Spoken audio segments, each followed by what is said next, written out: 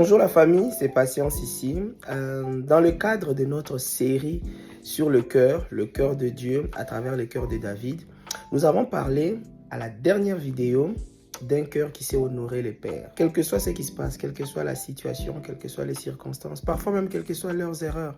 Et dans le cas de David, on a parlé de Saül qui voulait les tuer, mais David a toujours honoré, respecté, garder son cœur face à Saül.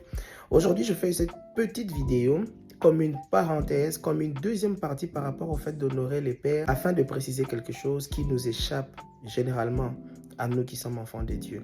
C'est le fait d'honorer les mères. Ah oui, il nous faut honorer les mères. On parle souvent d'honorer les pères, on insiste là-dessus.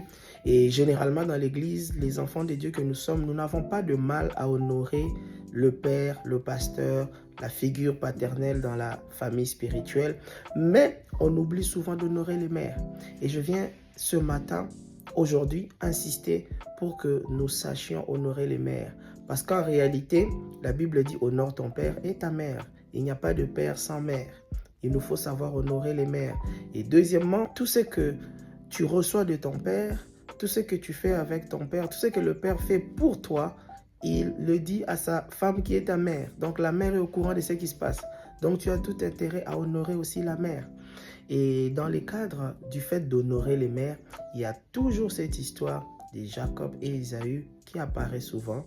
La proximité de Jacob avec sa maman, sa mère, Rebecca, bien que celle-ci savait que c'est Jacob qui devait avoir l'héritage, c'est Jacob qui était choisi, mais le fait pour Jacob d'être aimé, d'être proche, d'être l'enfant chéri de sa mère, a contribué pour qu'il ait sa bénédiction, a contribué pour qu'il arrache sa bénédiction.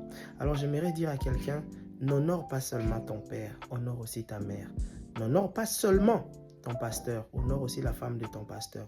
Ne respecte pas seulement ton père dans la foi, respecte aussi son épouse qui est ta mère dans la foi.